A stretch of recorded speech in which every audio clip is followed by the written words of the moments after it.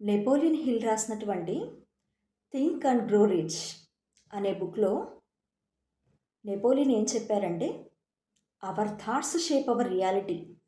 మన ఆలోచనలు మన రియాలిటీని ఇన్ఫ్లుయెన్స్ చేస్తాయని.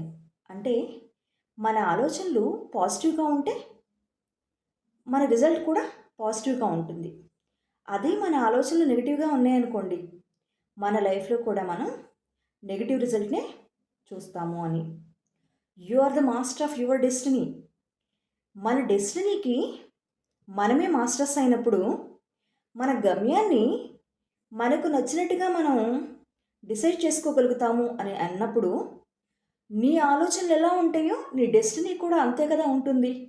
ధనవంతుడిగా జీవించాలా, పేదవాడిగా జీవించాలా అనేది నీ ఆలోచనలు బట్టి, నీ నిర్ణయం బట్టే నీ లైఫ్ ఉంటుంది.